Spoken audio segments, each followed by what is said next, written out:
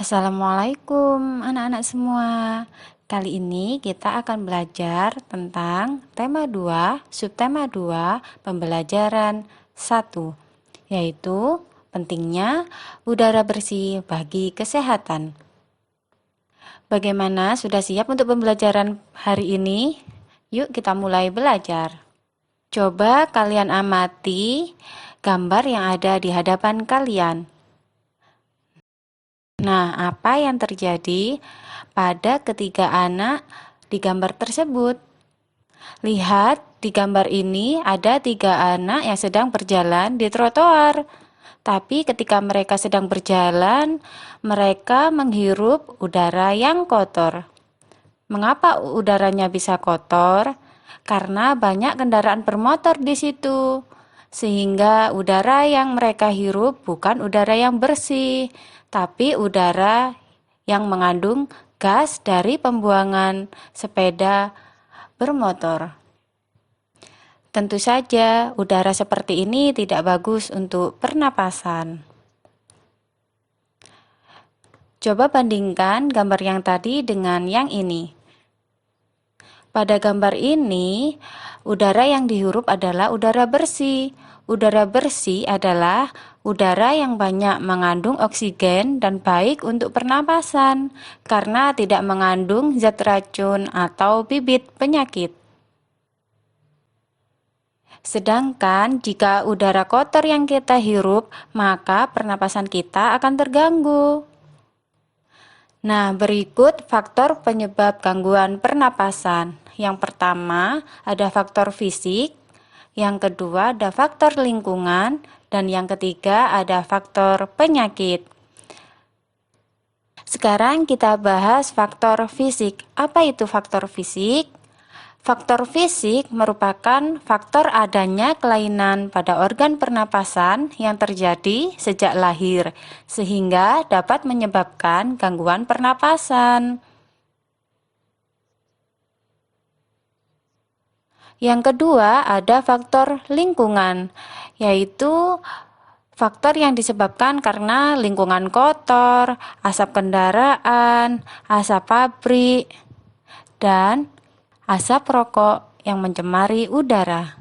Udara tercemar menyebabkan ketersediaan oksigen menipis, sehingga kita merasa sesak saat bernapas. Yang ketiga, ada faktor penyakit. Penyakit yang menyebabkan gangguan pernapasan itu bermacam-macam. Yang pertama, ada influenza yang disebabkan oleh virus. Kedua, ada TBC yang disebabkan bakteri Mycobacterium tuberculus.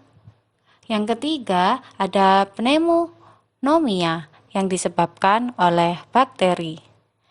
Berikutnya ada bronkitis, peradangan pada bronkus karena virus. Selanjutnya ada asidosis yang disebabkan kenaikan kadar asam karbonat dan asam bikarbonat dalam darah. Selanjutnya, sinusitis, radang pada sinus sehingga terkumpul nanah. Selanjutnya ada rinitis, radang rongga hidung karena virus atau cuaca. Faringitis, radang tenggorokan disebabkan infeksi dari bakteri Streptococcus. Dan yang terakhir, yang terbaru ini ada COVID-19, yaitu disebabkan oleh virus. Nah, sekarang kita akan masuk ke sebuah materi tentang mencari sebuah informasi pada sebuah teks. Nah, sebuah teks mengandung beragam informasi. Informasi itu sendiri adalah penjelasan dan pemberitahuan mengenai suatu hal. Dan untuk mendapatkan informasi penting, kita juga dapat membuat pengelompokan untuk setiap pertanyaan.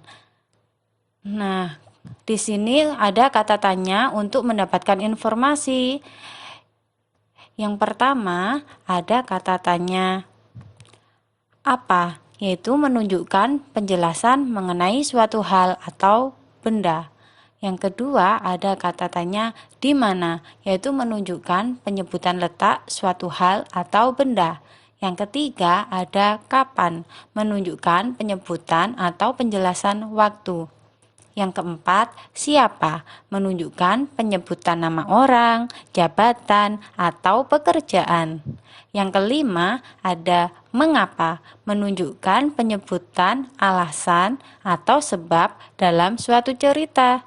Dan yang terakhir, bagaimana, menunjukkan keterangan cara atau proses, penjelasan ciri-ciri, atau penjelasan karakter tokoh.